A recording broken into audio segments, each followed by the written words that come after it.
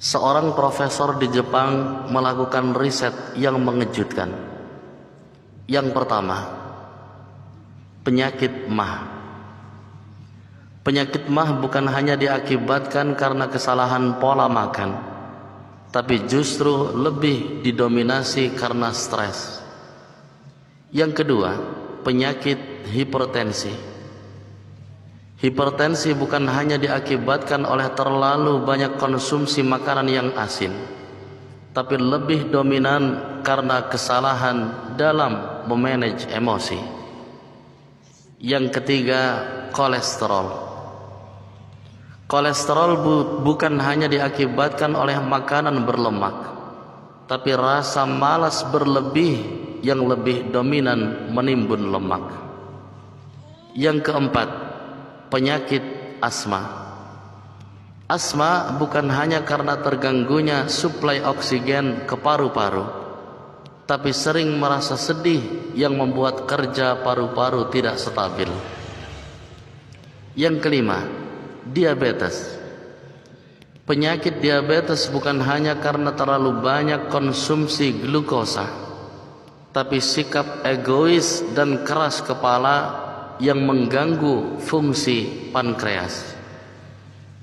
Yang keenam, penyakit liver. Penyakit liver bukan hanya karena kesalahan pola tidur, tapi sifat ngerasani atau buruk sangka terhadap orang lain yang justru merusak hati kita. Yang ketujuh, jantung koroner. Jantung koroner bukan hanya diakibatkan oleh sumbatan pada aliran darah ke jantung, tapi membuat jantung kita kurang merasakan ketenangan sehingga detaknya tidak stabil. Fakta penyebab penyakit adalah karena masalah spiritual 50%, psikis 25%, sosial 15%, dan fisik 10%. Jadi kalau kita ingin selalu sehat, perbaiki diri kita, pikiran kita, terutama hati kita dari segala jenis penyakit.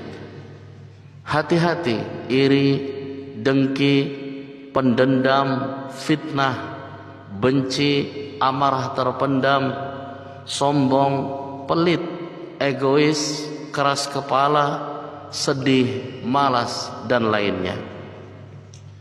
Perbanyak doa dan mudah memaafkan. Lembutkan hati dan ikhlaskan yang sudah terjadi.